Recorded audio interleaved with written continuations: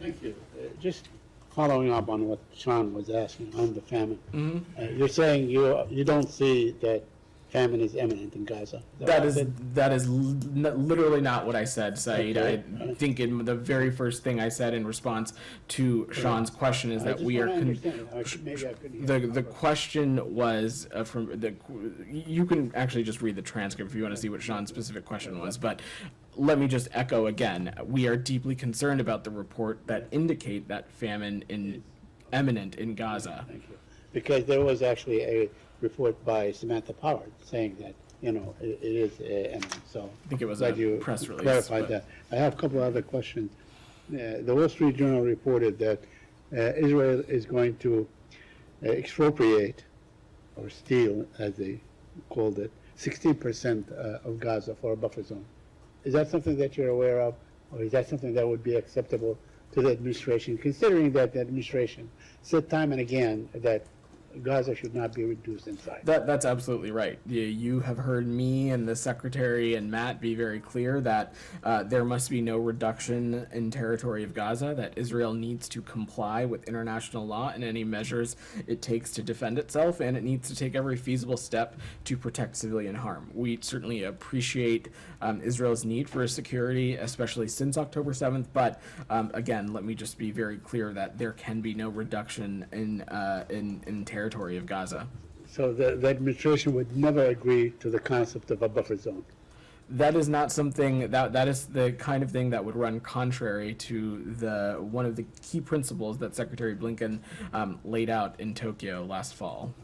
There was also an article in the Washington Post that said that the president and the administration knew very well, early on, in a meeting on the 27th of October, that Israel was purposely targeting Palestinian civilians. Are you aware of that report? Have you seen it? I'm just not going to comment on any hearsay side.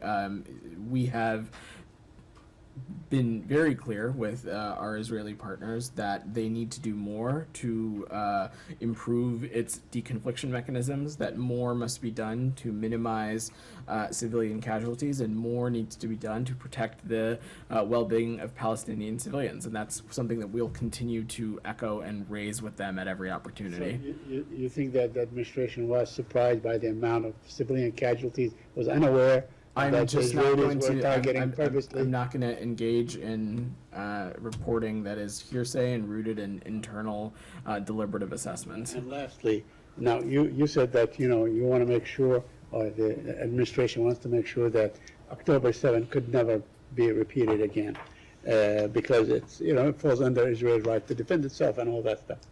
Now we know that it's been reported in the last couple of days that the Israelis have distributed something like 100,000 pieces of small arms to settlers, to basically defend themselves. My question to you, do Palestinians have the right to defend themselves? And in what form should the Palestinians defend themselves? Are you talking about in what context are you speaking about, Saeed?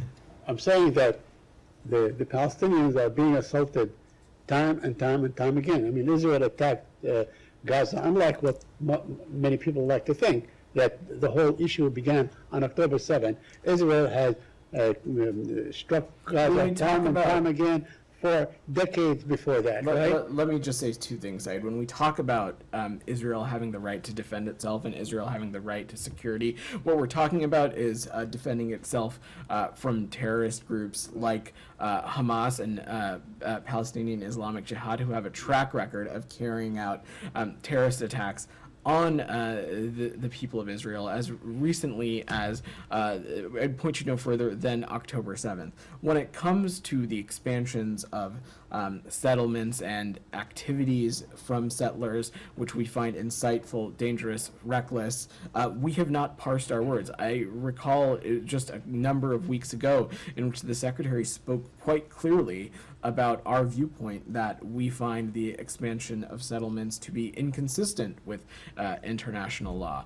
We believe that these kinds of activities run contrary to Israel's security, and they run contrary to what we hope is a shared goal of a two-state solution where Israelis and Palestinians can have equal measures of justice and peace and security, and that's what we're going to continue to work towards. What about the military raid night after night? They go in with half tracks and sometimes helicopters, Apache helicopters, and so on, and even with drones and armed assaults and so on. Do they have the right to defend themselves against such military assaults? Said, what we're talking about is you're using examples of our partners in Israel conducting legitimate security operations that are in the interest of their self-defense and the interest of security.